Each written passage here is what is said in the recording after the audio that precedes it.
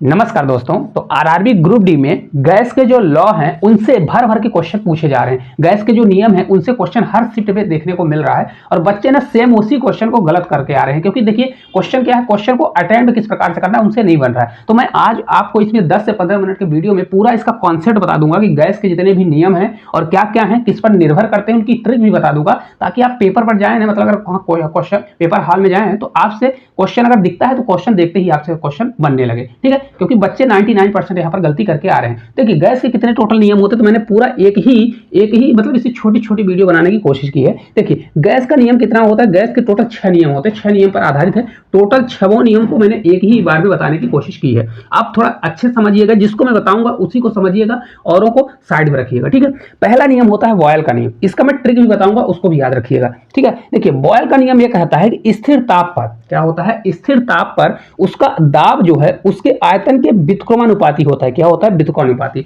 अब एक चीज समझ लीजिए, आप अपनी दैनिक दिनचर्या है उस पर रिलेट करिए। अब देखिए किसी चीज का ताप आप अगर स्थिर कर देते हैं, बॉयल का नियम कहता है, बॉयल का नियम ये कहता है कि अगर उसका ताप स्थिर कर देते हैं, स्थिर मतलब कांस्टेंट कर देते हैं, तो उसका जो दाब है वो आयतन के व्युत्क्रमानुपाती होता है। यहीं से डायरेक्ट ये वाला फार्मूला निकल के आता है। देखिए इसको जब आप पी इधर है और इसको भी को मैं इधर लाऊंगा तो पी भी बराबर 1 हो जाएगा। 1 या कोई कांस्टेंट ले सकते हैं। तो पी भी बराबर 1, तो जब दो अणुओं में होगा तो P1 V1 बराबर हो जाएगा P2 V2। इससे डायरेक्ट क्वेश्चन पूछा जाता है। एक गैस का दे देगा, एक गैस का P1 और V1 देगा और दूसरे गैस का V1 दे देगा तो P2 आपसे पूछेगा, या तो P2 दे देगा तो आपसे V2 पूछने वाला है। अब आपसे बॉयल का नियम आएगा तो बन जाएगा डायरेक्ट एक नंबर का। इस प्रकार से क्वेश्चन आ जाता है कि स्थिर ताप पर होगा, दाब पर तो बच्चे गलत कर देते हैं।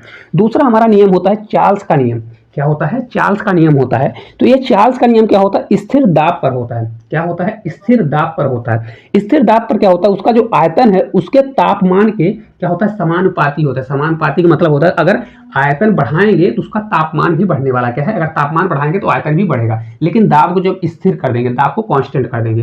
ठीक है, इसको भी आप अपने दैनिक दिनचर्या में यूज कर सकते हैं। जैसे देखिए स्थिर दाब, किसी चीज में दाब मतलब प्रेशर नहीं लगा रहे हैं, तो अगर उसका तापमान टेम्परेचर जब बढ़ाते हैं तो आपको देखिए, तो कभी किसी चीज का टेम्परेचर जब बढ़ाते हैं तो क्या होता है, उसके अणु ना एकदम तेजी से घूमने लगते हैं। तो उसके अणु जब एकदम तेजी से घूमने लगेंगे तो वहां पर क्या हो जाएगा, उसका आयतन बढ़ने लगता है। तो आयतन बढ़ेगा, जितना तापमान बढ़ाएंगे उतना आयतन बढ़ेगा, और जितना ही आयतन कम करेंगे तो मतलब टेम्परेचर उसका कम होने वाला है। ठीक है, तो यहाँ से फार्मूला बनता है। देखिए भी हमारा इधर रहेगा, टी को जब मैं इधर लाऊंगा तो ये हो जाएगा V अपॉन टी बराबर के मान लीजिए कांस्टेंट। तो इसको इस प्रकार से फार्मूला बन जाएगा V1 T1 बराबर V2 T2। देखिए यहाँ से हमारा चार्ल्स का नियम का फार्मूला निकल जाएगा। अब उम्मीद करेंगे कि इन दोनों से अगर क्वेश्चन आएगा तो आपसे बन जाएगा, बन जाना चाहिए ना। देखिए तीसरा होता है गे लूसैक का नियम। क्या होता है, गे लूसैक का नियम होता है। यह क्या होता है, तो स्थिर आयतन पर होता है। कहां पर लगता है, तो आपका स्थिर आयतन पर लगता है।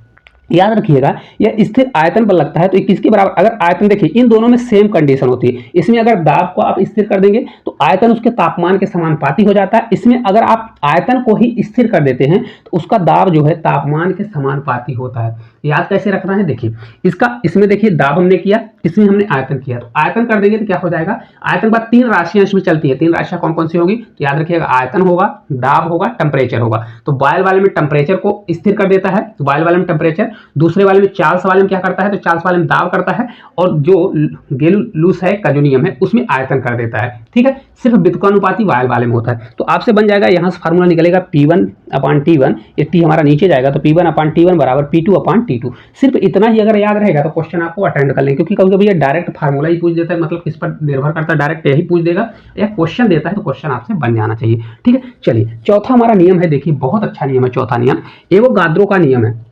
क्या है, एवोगाद्रो का नियम। इसमें क्या होता है, एवोगाद्रो का नियम हमने तीनों में बता दिया। एक में ताप स्थिर हो गया, एक में दाब स्थिर हो गया आपका, एक में क्या हो गया, आयतन स्थिर हो गया।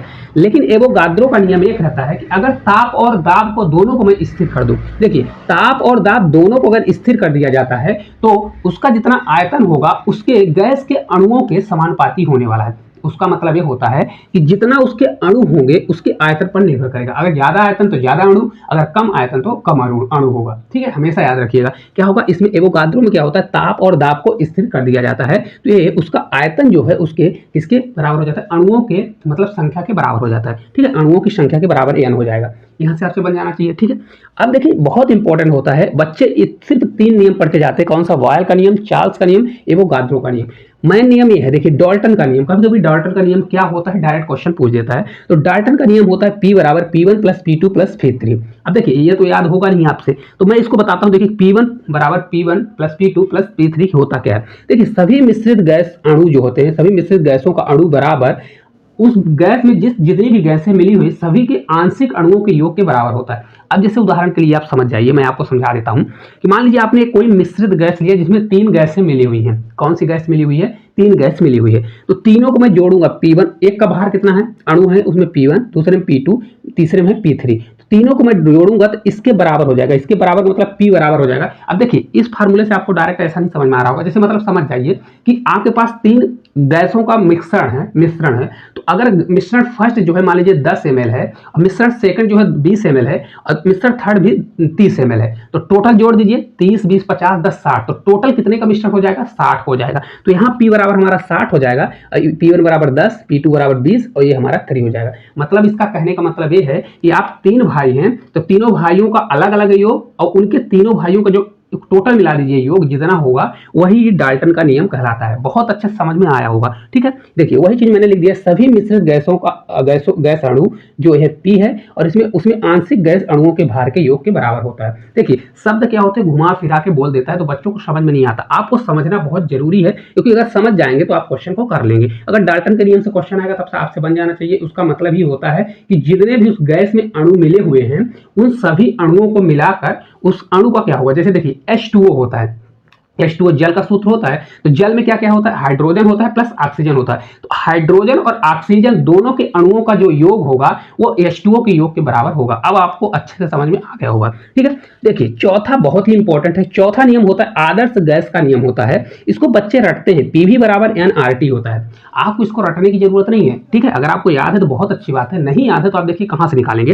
देखिए आदर्श गैस का नियम होता है, ये 3 नियम पर खेलता है। कौन कौन से नियम पर? तो बॉयल का नियम, अब आपको हमने बॉयल का नियम पढ़ा दिया, तो बॉयल का नियम आपसे बन जाना चाहिए। चार्ल्स का नियम और एवोगाद्रो का नियम, ये 3 नियम से मिलकर ही आदर्श गैस का नियम बनता है। तो मैंने आपको बॉयल का नियम क्या बताया था? स्थिर ताप पर उसका जो यह दाब है वो आयतन के व्युत्क्रमानुपाती होता है, मतलब P बराबर 1/V होता है। देखिए मैंने यही बताया था, P बराबर चाहे 1/V करिए, चाहे V बराबर 1/P करिए। तो ये आपका कौन सा नियम है? चार्ल्स का नियम। बॉयल का नियम है। और चार्ल्स का नियम क्या कहलाता है? चार्ल्स का नियम कहता है कि जब दाब को स्थिर कर देंगे तो उसका आयतन T के बराबर हो जाता है, मतलब अनुक्रमानुपाती हो जाता है। और एवोगाद्रो का नियम कहता है जब ताप और दाब दोनों को स्थिर कर देते हैं तो आयतन उसकी संख्या के समानुपाती हो जाता है। अब इन तीनों को अगर मैं मिला देता हूं तो देखिए यहाँ पर भी दिया है, तो इनको जब मिलाऊंगा देखिए ये अपॉन में है, तो हमारा बन जाएगा Tn/V। क्या बनेगा? Tn अपॉन मतलब बटे में जाएगा Tn/V। अगर ये नीचे जाएगा तो इसको मैं इधर ला दूं तो Tn बराबर क्या हो जाएगा? PV हो जाएगा। तो देखिए वही लिखा है, PV बराबर Tn लिखा गया है, लेकिन R यहाँ पर दिया गया है। तो आपको लग रहा होगा R कहाँ से आ गया? तो R यह नियतांक है, क्या है? कांस्टेंट है।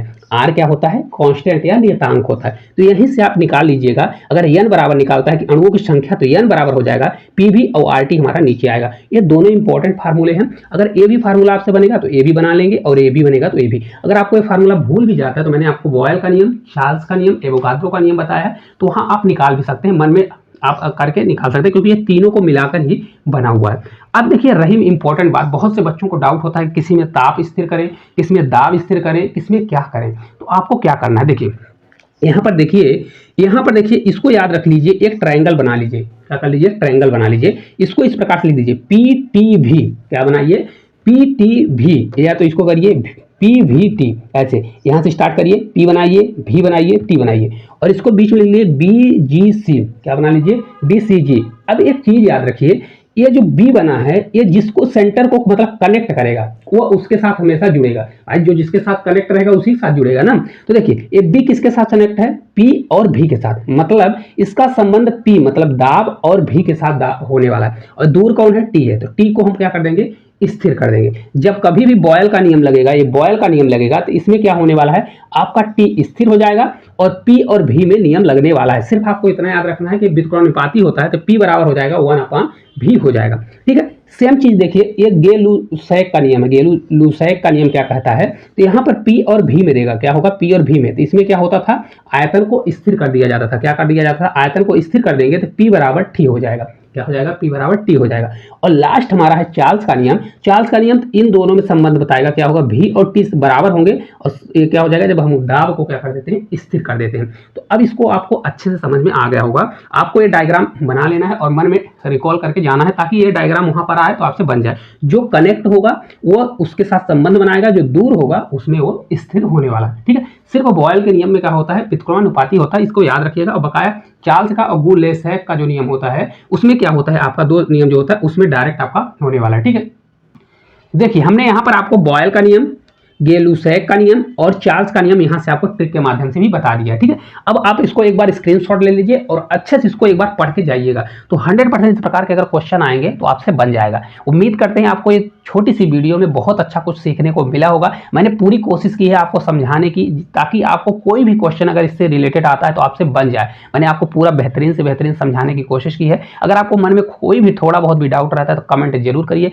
एक प्यारा सा कमेंट करेंगे तो हमको थोड़ा मोटिवेशन मिलेगा और जिससे मैं आपके लिए और इससे भी अच्छी से अच्छी वीडियो बना सकूंगा। अगर आपके मन में कोई भी डाउट रहता है तो मैं आपको टेलीग्राम में चैनल का लिंक दे दूंगा, वहां पर आप अपना कोई भी चीज में अगर किसी भी क्वेश्चन में डाउट रहता है तो आप वहां से क्वेश्चन भेजकर मेरे से डिस्कस करा सकते हैं। हम आपको आप कितने भी टाइम पर भेजेंगे तो आपको पूरा मैं हेल्प करने की कोशिश करूंगा ताकि आप उस क्वेश्चन का हेल्प दे सकूं और जल्द से जल्द दे सकूं। तो आपको ये क्लास किस प्रकार से लगी, आपको लिंक हमारे डिस्क्रिप्शन में मिल जाएगा टेलीग्राम, वहां से आप ज्वाइन कर सकते हैं। तो आपको क्लास किस प्रकार से लगी कमेंट करके जरूर बताइएगा। चैनल पर नए होंगे तो चैनल को सब्सक्राइब करिए, साथ साथ टेलीग्राम चैनल को जरूर ज्वाइन करें और वहां पर जिनको भी क्वेश्चन भेजना है तो वहां पर आप क्वेश्चन भेज सकते हैं कि किस प्रकार के क्वेश्चन आ रहे हैं। तो आज के लिए इतना ही, धन्यवाद।